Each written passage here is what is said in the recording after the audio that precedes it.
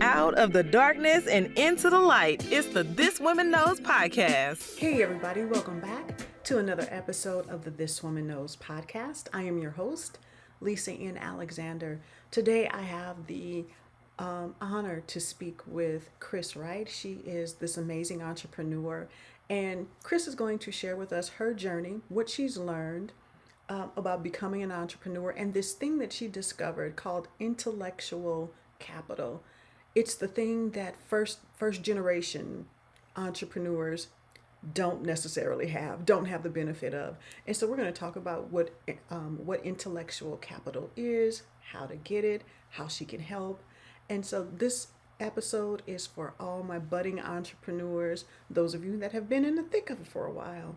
Please enjoy this conversation with Cris and I as we talk about first gen entrepreneurship and intellectual capital. All right, everybody, please help me welcome Cris Wright of CatchCris to the This Woman Knows podcast show. Welcome, Cris. Oh, thank you so much for having me, Lisa. So I am so happy to be having this conversation with you. This has been a long time in the makes, right? We've been talking about doing this, and we've known each other for, has it been almost a decade? It has been. It's been a minute. Yeah. So really at least 8 years. At least 8. So it has been a minute. So I met Cris at an event I was co-hosting with another Houston business owner, and I will never forget her and her sister because they came dressed up as the Minions. I just never forgot them from that point. So when we met at that event, tell me where you were in your entrepreneurship journey. Where were you? Shoot, confused. I wasn't even sure I wanted to be an entrepreneur at that point. That event was my little sister pushing me. I mean, and I'm talking about push is shoving. This isn't even a push. She done created my business card. She done created my first logo, printed everything out, got us tickets to the event and said, you're going. Okay. All right. And who's the eldest sister? Who's the eldest? I'm the eldest sister. So, I mean, just imagine, for me, this is my baby sister. As far as I'm concerned, this has always been my baby sister. She's still my baby sister. So this is my baby sister just swearing up and down. She has the answer. She knows what direction I need to go in. She has heard a word from the good Lord upstairs. She is certain. And I am like, girl, listen, there is security in a 9-to-5 job, like health insurance. Like I may not be happy with my job, but health insurance is a good thing. Yes. Right. And so shout out to Ray. Shout out to Ray. We love you. Yes. I'm sure she's listening. Ray, we love you. And so you and Ray are, and we were just talking about this, you're not technically first generation entrepreneurs. You have a parent who also, and we talked about this, ventured into entrepreneurship, and what we'll call is self-employed.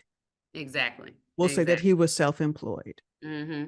And so even what he does, you can't take that away. Some people are, there's a whole book about, there are people who are good tacticians. They're good at what they do, but that doesn't necessarily make them a good business person. Right. They're just good bakers. They know how to make one phenomenal peach cobbler. And it will have you sacrificing all the things to get the peach cobbler, right? All of that. But then how to expand, how to get the best price for materials. They don't know how to do that. All they know how to do is put the love and make this amazing peach cobbler. Exactly. And so that's kind of what you experienced. And so you and I have had this conversation before on what it is to be the first entrepreneur in your family and not have the benefit of networks, resources. You don't come from wealth. You don't know what you don't know, but you know that there's this call and this pull to entrepreneurship, because the foolishness and folly that you see on a 9-to-5, you go, life cannot be this cannot be life. Now, We are not knocking 9 to 5s because 401ks and insurance and a check on the 1st and the 15th is a beautiful thing. And not everybody is called to I think you have to be somewhat certifiable to venture off into entrepreneurship. Oh, indeed. Indeed. In fact, 76% of entrepreneurs report that they have a mental health situation. So yes, in real life, we just diving off the cliff and no Consistently. parachute, not Consistently. even right, repeatedly and consistently. We are. And there's one of my favorite podcasts is, and the name escapes me. That's what happens when you're a woman over 50. All of a sudden things just, you're got a really good thought and then it just goes off into the wilderness. But just leaves. But Masters of Scale is the name of the podcast. The founder, the host of the podcast is one of the founders of LinkedIn, Reid Hoffman. Now it all comes back to me. And he often says in his podcast, that as entrepreneurs, we are building the plane while we're flying. Yes. Which is kind of like what you're learning as you're building the thing and you go. And so, but when it comes to, and we won't even say necessarily people of color, because I really want to, this is a socioeconomic thing here. This isn't necessarily because you can be red, purple, blue, green, yellow, orange, black, white, blue, striped, polka dot. You can be anywhere on the LGBTQ. It does not matter at this point. It's about economics, socioeconomics, and where you fall, and whether or not you have access to networks, whether or not you have access to information. And so, yes, you have this thing where you call it is it information? Tell me what your product is called. I don't want to call it wrong. I am spreading intellectual capital to those who weren't meant to have it. Should I give you 3 buckets? So our intellectual capital, it's usually used as a measurement for our business, but I encourage entrepreneurs to remember that you yourself are an entire business. So we've got 2 measurements of your business itself, and then as you as a CEO. So there are 3 buckets under it. You have your human capital, so that's the expertise and the knowledge that exists in your business, and then within yourself. Then you have your structural capital is the second bucket. Those are our processes, our procedures, everything that is necessary to put that human capital to work. Again, as a business, it is processes, our policies, our manuals, all of that. But then also as an individual CEO, we got to learn about ourselves, how we move, and what's the best structure to put behind us in order to make sure that we can exercise that knowledge. And then that third one, that's the biggest elusive one for first generation entrepreneurs. That's our relational capital.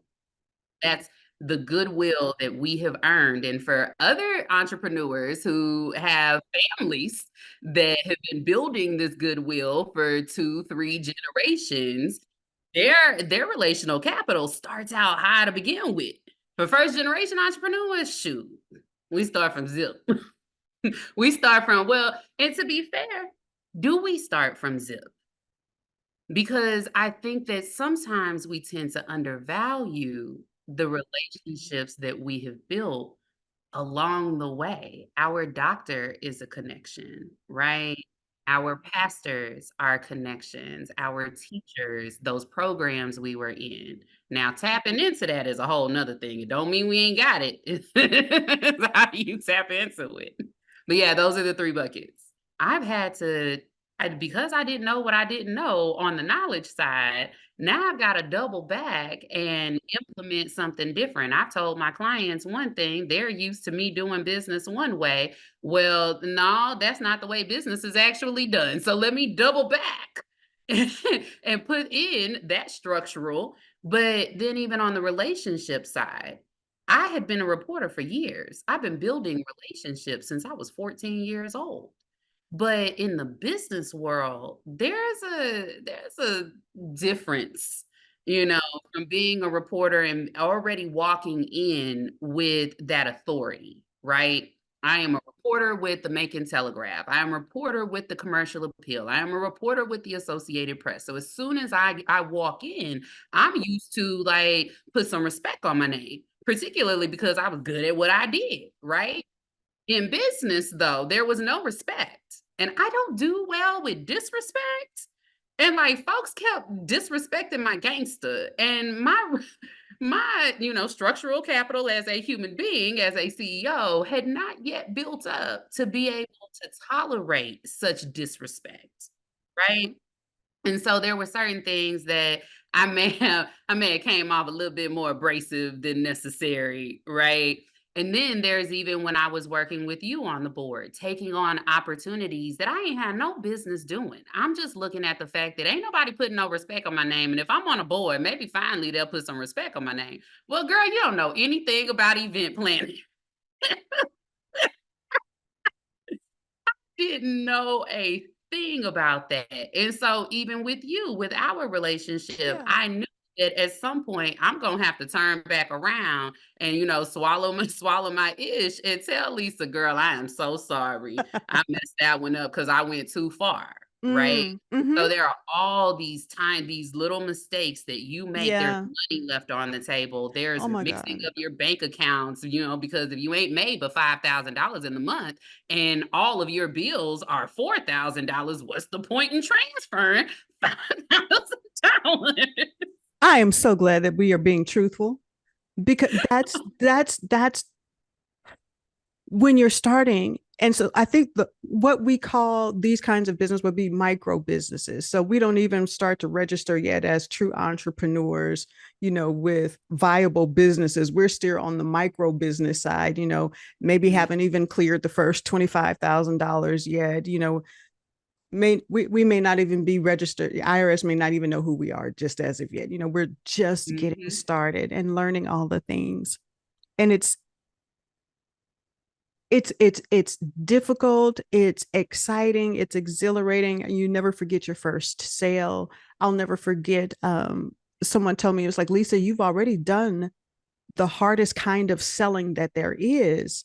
And it was like, you sold somebody on a brand new business and they bought. So somebody bought from you for the first time. And so it's like, never say that you're not a good salesperson, because somebody bought for the first time when you had no proof. It was first client out, and somebody cut you a sizable check. And so you kind of have to think of it that way. You're learning, and you're learning how to become a good salesperson, which a lot of people have problem with the whole sales experience and what that looks like. So Even even that, I had to hire a coach. I had okay. to hire a coach because my daddy is literally a car salesman. And we never want to be what our parents are, right? And so I was like, Right. I'm not trying to be a car salesman. And I hated sales, but gotta make them. So I hired a sales coach. That was one of the times that I figured out, oh, I've been doing this all backwards. I've been just walking up to people and saying, what you need, here's what I can do, here's how much it costs. Apparently, there's an entire process. Shut your mouth. There's something called BANT questions. Have you ever heard of BANT? Yes, I have. Yes, I have. It's like, I mean, and once you learn BANT questions, I mean, Yes. I just Well, did a tell everybody, go ahead and explain oh, what BANT questions are for those that are listening. for sure. So BANT is budget, authority, Mm-hmm. need, and timeline. And Mm-hmm. there are HubSpot has an amazing resource with Mm. like hundreds of questions in each one of those. So when you first start learning how to do BANT, it's going to take you a little bit of time, right? Mm-hmm. Once you figure out how to do BANT, I'm talking about I was able to do it in 15 minutes the other day with a guy. Just dot, dot, dot. Okay, so what's and I don't start at budget. Yes. Just, I don't never start at, Right. you start at budget, people's hankers go up, it gets all weird. I always start at what do you need? And Yes. we have that conversation. But, it's just a regular conversation at this point. And then it Mm-hmm. makes sales so much easier Yeah. If it's with just a conversation. if it's just a conversation. So Um, was it a few days ago, you had a conversation on LinkedIn, and we were talking about networking and meeting people. And I remember, I'll never forget Tony Shea, founder of Zappos.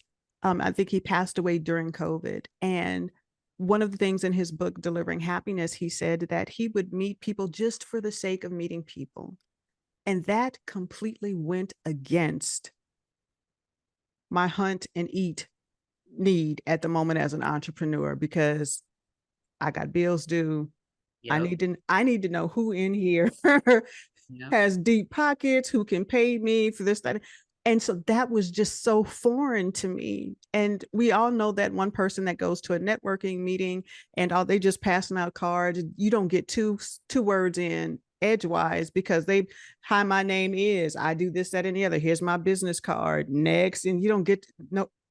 Somebody, I kid you not, I was at a networking event Mm-hmm. where this lady I'm talking to somebody that I knew pretty well from the ecosystem. I'm having full-fledged conversation. This lady just walked up to us, handed her a business card, handed me a business card, and walked off. There were no words exchanged. The woman literally just handed us business cards and walked off. Oh, Cris. Needless to say, I don't know who that lady is. I have never called her. And if she walked up to me right now, I wouldn't know anything.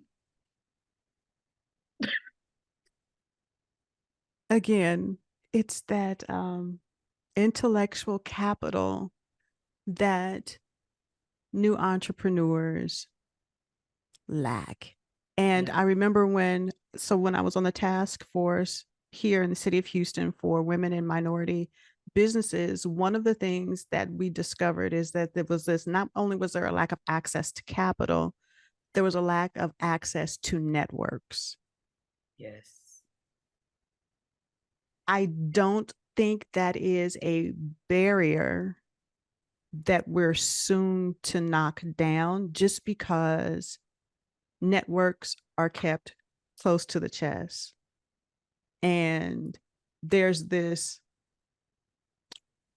you have to prove yourself worthy of my network The disrespect. on your You name. know how I feel about it. So much so you wrote a whole manifesto. So could you please talk about your manifesto and this And it was supposed to be the start to a series, but I've looked at it I actually just read it again yesterday, and I'm like, enough said. There's not more to say to you folks. So if you listening to this on LinkedIn, on my mm-hmm. LinkedIn page, there is an article. It's called "I Am Entitled." Mm-hmm. I am indeed entitled. And I wrote it out of frustration that I kept getting, and I was in the worst of times. And folks kept trying to tell me, well, it takes 20 years to build things. Sweetheart, I've been working since I was 14 years old. So if I'm 35 and I've been working since I was 14, I already put in my 20 years. So put some respect on my name when I walk up to you and I say I need a piece of information that I don't yet have, that I Mm-hmm. need to know someone that I don't yet know. The Mm-hmm. reason I've not gotten to where I need to go is because y'all keep gatekeeping everything as if I'm supposed to give you my left liver. Well, I ain't got it to daggone give you. Okay. And then these programs make it seem like they're providing access to us. And that's cute. That's beautiful. Go Mm-hmm. ahead, get your government dollar bills. That's wonderful. Down on the ground, however, you throwing information at people for 12 weeks and then just sending them off into the world. And it's just like, oh, okay, we gave you what we got. No, you didn't. Because the person who sponsored that event, the person who sponsored the pitch competition for you, that Wells Fargo connection that Mm-hmm. you have, that Chase connection that you have, that VC connection that Mm-hmm. you have, you deemed that I was not yet ready, that I didn't yet know enough, that you didn't even deign to introduce me to them. Now your girl is entitled, okay? And so I introduced my daggone self. And I got to know them. But what I saw was that not everybody around me was so bold. See, I've been Mm-hmm. interviewing politicians since I was 14 years old. So there's no one on this planet that Mm-hmm. intimidates me. You're just a Mm-hmm. regular person. But for Yeah. some people, for Right. people like my daddy, Oh, they are intimidated. And if they're not intimidated, they have already decided that that person is not going to understand me. Right. So I'm not even gonna Yeah, waste. And that's who Ray absolutely. is. Ray is the type of person that she is not going to waste her time Mm, trying to prove anything to you, trying to get you to listen to her. She's just gonna sit back. And one day you'll find her. absolutely. She's like on to the next one. Mhm. Yep, yep, I get that. I get yep. that. And so, and so I as you keep growing and you keep moving in this space, you start to understand gatekeeping. You start to see it from the other side, Oh, yeah. Yeah, because the gate is there for a reason, correct. because you and I know what we know. I mean, I think, Derek said it best on the call the other day. There are some folks that honestly, listen, I ain't got but so much time in the world. And so, whether I like it or not, there Yeah, are some people that are not yet ready to have the very type of true. conversation that I need to Very true. have. Very true. Very true. And so I get that and I understand that. And so one of the things that Issa Rae said, she was like, everybody wants to go talk to Oprah, everybody wants to go talk to Tyler, because I'm in the filmmaking. And so, Mhm. and she's in the film industry. So that's the analogy that she used. But she said, work with the people around you and you guys grow together. Yes. Yes.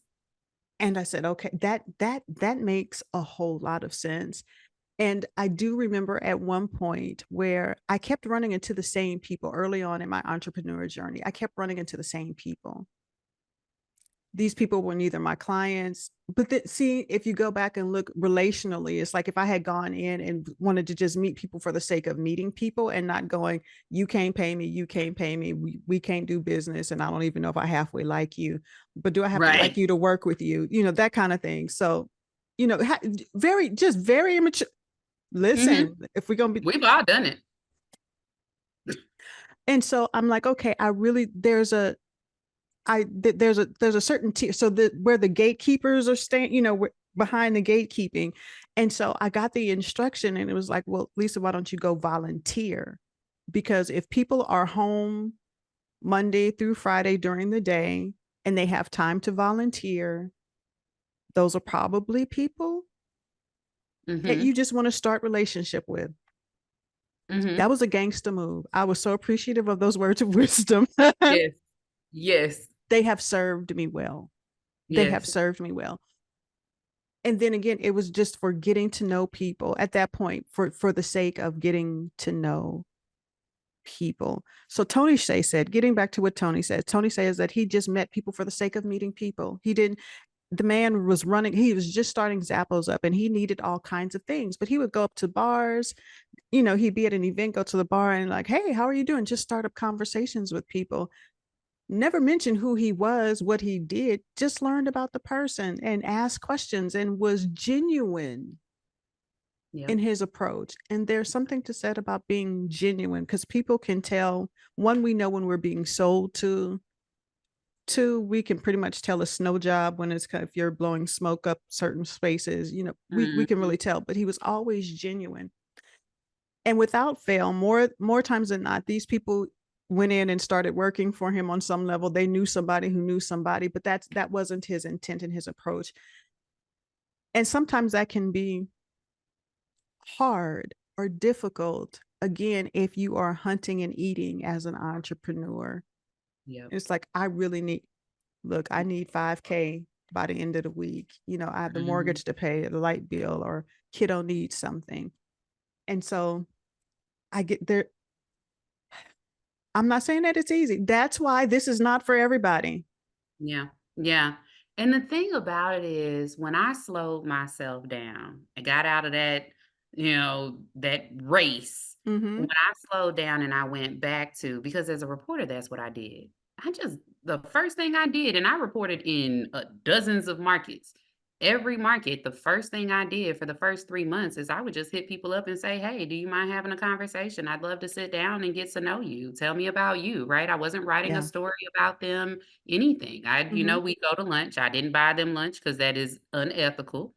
But we would sit and we would have conversation. Once I got back to that in entrepreneurship, one, I started enjoying myself again, Mhm. like truly enjoying myself. And then two, the divine happened. See. That's when things, when you stop trying to push for stuff, then you leave space for God to do his work. And so Absolutely. what I have found is now it done got tight. You and I have had them conversations where it's like, oh, I am against the wire right now. Yeah. But every single time he sends what needs to be there because I'm moving more in my purpose and Yeah. in relationships, right? I get that. Mhm. And that's a Mhm. hard thing to learn. It is a hard thing to learn to know that, like, at the very base of your soul, it's gonna come exactly when I need it.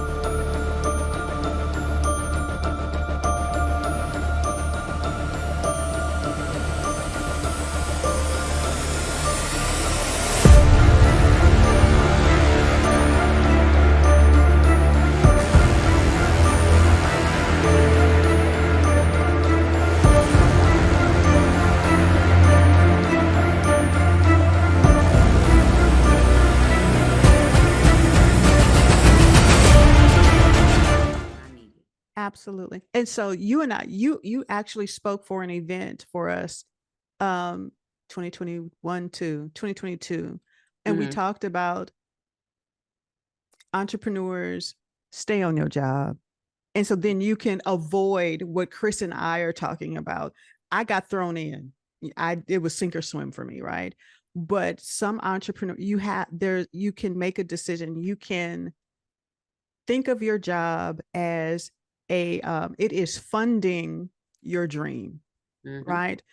So, and I think one of the things that if I had to do over again, it was like you go meet and talk to everybody because you're gonna need you will be your IT person. You will be the person that builds your own website. There are so many things that you do for yourself when you're just getting started if you don't have capital to do all the things, right? Mhm. So for many of us, we do all the things. I learned how to build WordPress sites, not because I was interested in building WordPress sites, but because it was out of necessity. Yep. Yep. I Yep. know more about a WordPress site than I care. And I've built them for other people. Then became another source of revenue because I had to learn it. Might as well use it. Well, that's Okay, entrepreneurship. that I got a skill. that's how it works, right? Um, and so, but if I had it to do over again, if I had it to do over again, would I do it the same way? Would I? But I didn't know what I didn't know. I had no idea that the market was getting ready to crash. I had no idea that the whole market, I did not know. I don't know. And that's the thing. That was Mhm. exactly what I was thinking is because I'm like, well, would you? The thing about it is I couldn't have done it any differently. Mm, I didn't have anyone around me who ran businesses successfully.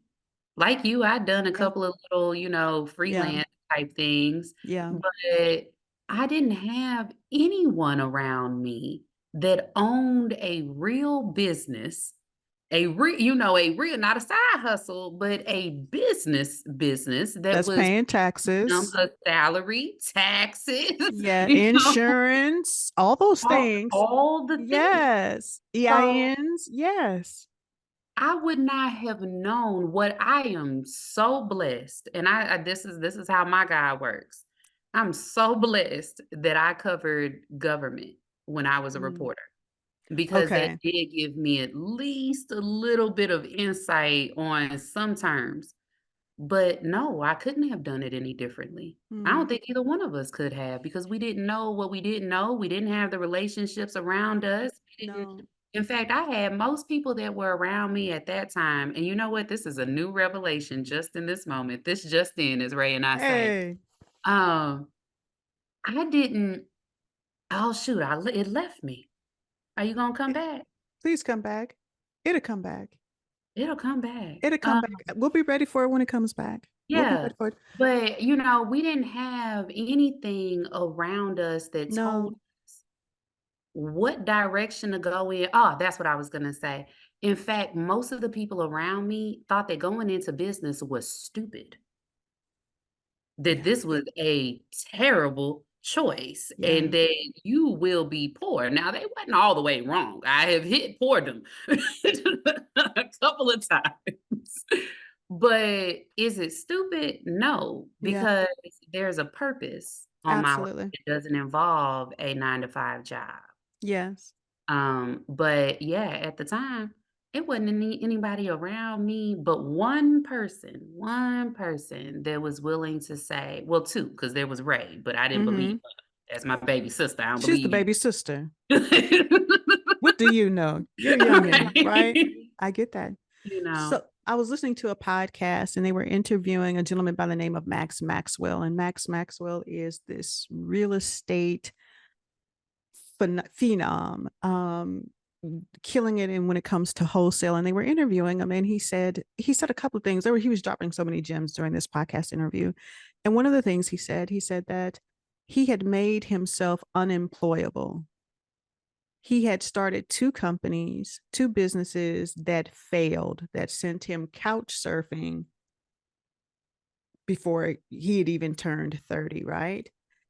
And he had all this success with these businesses before they failed, mortgage crisis again reared its ugly head and, killed a lot of businesses.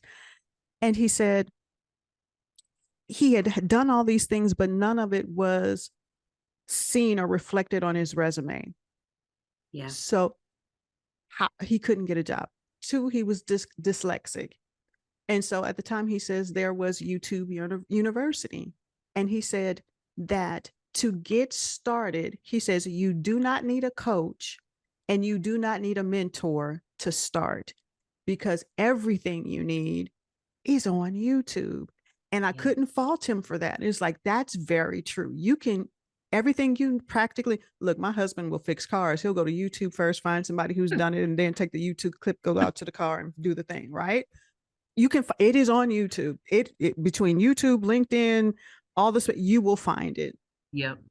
He says when you need a coach or a mentor is when you're at step 10 and it's time to grow, it's time to scale and get to these next levels, things that you have no idea about, things that they may not necessarily put on YouTube. Mm-hmm. Mm-hmm. Then we start looking, it's like, and by that time, it's like you should have met people who are willing to do that for you, or at least point you in the right direction. And I couldn't fault him on that. I said this. Yeah. Yeah, there is. Now it's so you gotta dig through what's real information and what isn't. And then you also have to convince yourself to listen to them in the same way that I didn't listen to Ray. There are other things that they told us. Okay. They Yes. told me in the beginning, get an LLC so that it can start building its history, right? Yes. Yes. It will make it easier for you to get loans. Well, baby, I ain't got money. I ain't got that $300 for that LLC. And quite honestly, you talking about getting a loan. I don't want to get a loan. I don't even know how the hell I'm gonna pay it back to them. See, Right. those are So real conversations that entrepreneurs is like, I don't want a loan. It's like, because that means I'm going to be responsible to pay it back.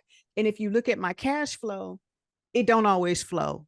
it's not flowing. It's up, it's down, down, down, then it's up, and then it's down, down. Absolutely. Absolutely. And that one of the things about being an entrepreneur, and especially when you start talking about people in certain socioeconomic, people of color, is that we typically we go into entrepreneurship because we have a skill.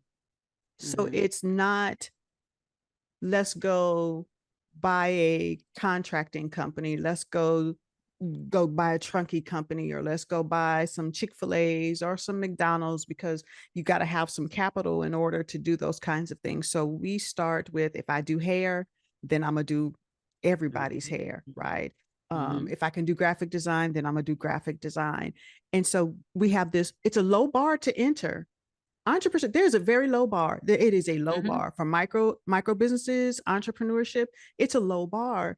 It's like, just start telling people, I do the thing, And then you do that thing. and you do that thing. Yeah. Yeah. It's the how do you make it pay you on a consistent basis at a Mm-hmm. level that allows you to start building wealth, right? That part. Because especially through the pandemic, a lot of folks who go into entrepreneurship are seeking to be able to build wealth in a way that Yes.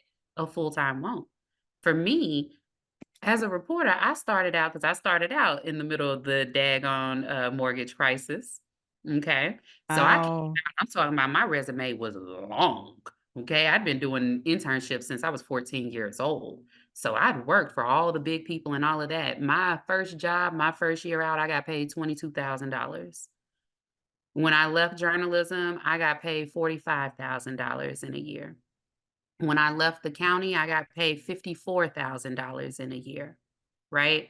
And so for me, I was one of those people that I mean, I saw the writing on the wall. Like at the end of the Mm-hmm. day, there is no way I will be able to build wealth with this because Mm-hmm. every paycheck I got $10 left over and I'm trying to decide, does that go in the gas tank or do I go get some food, let alone a social life, you know? So, And so, you for know, those of you who may be saying, well, the $54,000, okay, that is before taxes. So thank once you. they do the taxes, once you start adding school loans to that, Mhm. because you have I'm on so Howard University. Still want shout their out to the money back from biceps. me. Yes, they want their money, right? And so you start, and it's a this is a different conversation. Now you're starting talking economics, and you have Gen Z, you still have millennials paying back school loans, and never will. The way they're saying now is like Gen Alpha will never be able to buy a house. Mm-hmm. That most of my generation and the generations behind us, baby, building wealth, you gotta do something that ain't been done before. So let's try this entrepreneurship thing. Cause my mama Yeah, and them already tried this 9 to 5. My yeah, mama worked 12-hour shifts. So, and wealth has yet right. been reached in our family. So let me jump out into entrepreneurship. Let's try this thing. Yeah. You need information. And so while that gatekeeping I understand on this side, Mm-hmm. I still ain't far enough that, I completely understand why we gatekeeping so hard. But I'm starting to see the fringes of, it's Yes. a time thing. Thing that some of us are looking for, because I think you said this, and you said, and it made so much sense, and it was like, you have us jumping through all these hoops for a $10,000 grant. Come on. Come on.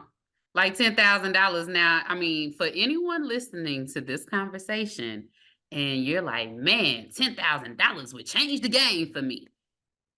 Okay. Here's the thing statistically. Statistically, the average burn rate of a growing business is $25,000 a month. A month. The average, and I have checked this because it was a TechCrunch number I think that I had found. Mm-hmm. Well, the reporter in me, she still resides, and so Yes, she my does. friends whose businesses and startups are growing, I have asked them, and Yeah. I can tell you I am 5 for 5 that yes, that is about right, that they are burning through $25,000 a month. That's a burn rate. Everybody write that term down. That's a good term. Yes. But so Yeah. yeah, you got me dedicating 12 weeks to your program, practicing my pitch in the middle of the night. I'm trying to learn what a UVP, MVP, we trying to learn all of this stuff just for us to win $10,000. And one of the organization leaders told me that the reality is the statistic that all of these programs know is that 90% of businesses fail. Yeah. And so they can't take on the responsibility. Okay. They can't take on Mm-hmm. the responsibility. Now they're government funded, but they can't take on the Mm-hmm. responsibility of slowing down and making sure that every single person in their cohorts gets this information in a way that they understand it. that they can't slow down. They can't waste their capital and Right. introduce these entrepreneurs to other people because 90% of them gonna fail. So I went Right. to, shot into the dark for nothing. Let me tell you something. I'm willing to waste that. You know me. I got no Mm-hmm. problem introducing somebody to somebody. Yeah. I don't care if it turns Yeah. into something or nothing because it was the intent behind it. It's Right. the Right. audacity of these programs to say, "I'm willing to allow y'all to fail. I'm willing to make you run around like a damn crazy person And and know that you're probably gonna fail." so there's two sides to this, because you have some people who are in business and they're just, so startups, if you're just learning what you're learning, you're just new, and you're doing something, you're a graphic, let's say graphic designer, or you're doing communications, you're a tactician, and you're just getting started, there may be knowledge gaps where that 10 grand and the program that they're running for you will be absolutely beneficial. So you started to see a lot of $10,000 grants during the pandemic, after the pandemic. And it's like, oh, we want to definitely help these businesses. And, well, these are businesses that they've been in business 5 years, 6 years, 7 years, because your requirement said you had to be in business at least 2 to 3 years, right? So Mhm. you've learned some things along the way. That $10,000 was not nearly enough. It didn't go nowhere. We won one of those $10,000 checks. I won one. How long did yours last? Did it go the whole month? Baby. Did it go the whole month?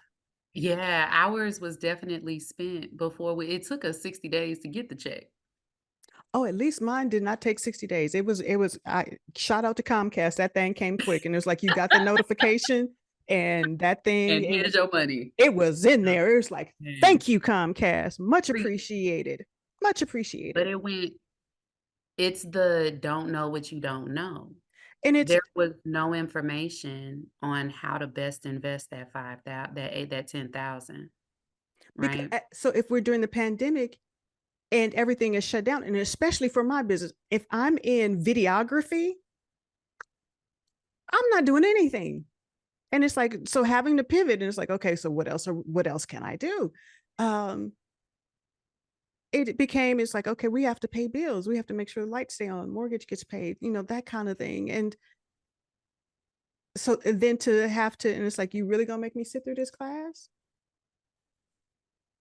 So so when you have more experienced business owners who's been in the game for a minute and cash flow is still an issue, it's like, help us address it's like, you want to talk about this over here, but can we talk about growth, scaling, and how I can increase my cash flow? And then let's maybe talk about credit and what that really looks like. How do I generate that? How do I duplicate myself? What does growth? So my question was always, how do I grow and scale this? And those were issues that were never discussed Mhm. or brought up in those kinds of conversations or in those grant competitions. Can we talk growth and scale? Mhm. Mhm. How And do then we if do you that? don't know if they're the programs that do ask the question, they actually dock you for not having the answer as opposed to slowing down and helping you figure out for yourself how that happens, And s what your plan should be. They'll give you it's some broad strokes, go do a business. yes, not understanding that we don't have MBAs, we are flying as we're going, right? We're building while we're flying. And there doesn't seem to be a respect for that, especially if you're not in tech, if Oh, you're yeah. not in beauty. So if you're not in either of those two industries, if you're not got a new hair curly perm pudding for the hair, or a new app, then Yep. Yep. Yep. And they don't it's the It's the slowing down for me. That's mm, all that it will require is for these programs to take that same $10,000 check that you trying to sit here and have us play crabs in a barrel over, take that $10,000 and invest in advisors. Do you know that the standard rate that they're mm, paying a lot of advisors for these programs is $25 an hour? So what kind of daggone advisor do you think is willing to take $25 an hour? I can tell you who they are. They are typically entrepreneurs that really need some cash. They need a little bit of some side cash while they're building up while what they're building. That Yeah. means they usually don't have the expertise in advising. Everyone is not an advisor. True. And for Or access to networks. come on, okay? Because they still trying to build theirs. Right. A real advisor knows how, has to slow down, particularly for first generation entrepreneurs, and deal with the mindset piece. Mm-hmm. But Oh what I boy. experienced in my programs was our advisors were not willing to hear us say, yo, we're having trouble just putting food on the table. And you want me to spend another 5 hours on this damn pitch deck. They wouldn't slow down enough to hear it. They kept like just dismissing it. Oh, well, that's everybody's problem. What? Bruh, we didn't hear about everybody. I booked this time with you about Wait a me. minute. So then if it's everybody problem, then why aren't you addressing? See, Say that's it. the same thing on my nonprofit. I have nonprofit friends who work in that space, and okay, that's a whole different conversation. So tell us about, because we could go on all day with this one. We could. We T- really could. Tell me about the fam and your solution, what you have to kind of combat what new entrepreneurs are experiencing, and what you and Ray have created to help foster community and give information and build up new entrepreneurs. Let me tell you how much I love the fam. As soon as you mention the fam, I got goosebumps. I feel so warm and cozy. So the fam, another Ray brainstorm, Mhm. but it is a family for entrepreneurs. It's a social club, but it is a family for us to lean on each other, not just in business, but also in life. Right? Because our life impacts everything that's going on. They wanna talk about business women, business men. Okay, but what about the man part? What about the woman part? They got kids they trying to juggle. Like, we got so much going on. And so at the fam, we don't gatekeep. We have elders. Lisa's one of our elders. Our uncles and our aunts they are folks that have been in the game. They're compassionate because it is compassion that we need when we're working with entrepreneurs. When we're trying to grow our stuff, we need people to be compassionate with us. There's unconditional love is what we're about. There's nothing because you gonna have them times like I talked about before where I may have said the wrong words at the wrong time, you know. At the fam, you may flip out. And quite honestly, a lot of folks end up flipping out. That is just the journey, right? At the fam, we don't discount what you know as an individual, what your expertise is. Well, in fact, what we say is we respect your gangster. No matter what, your gangsters respected around here. You could be 1 day old in business, you could be 20 days old. There is still more to be learned from each other. And so it's a community. And then we're also building platforms to help make sure that our communities can stay connected to each other. Digital platforms that are 24/7 that when you were going through the ish, you just dial us right on up. And the fam comes to your rescue.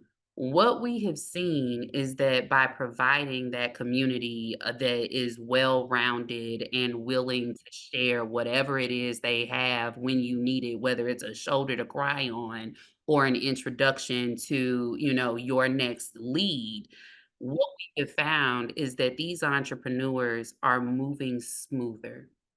They are growing their businesses. Can we yet say that we have somebody that has reached their 7 figures? No, we can't yet. But that's not what we're trying to that you know what I'm saying? Yet, right?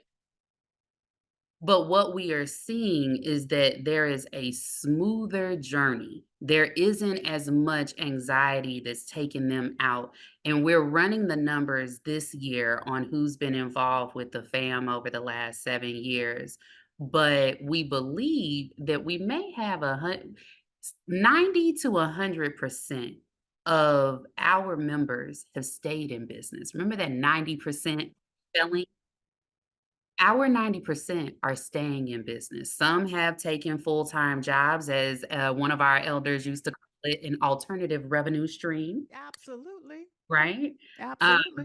but they're alive in the game, and that's Mm-hmm. because they're encouraged. All we need is encouragement instead Yeah. of everything that is just weighing us down and Mm-hmm. demoralizing us and telling us at every turn, you probably gonna be part of that 90% who fail.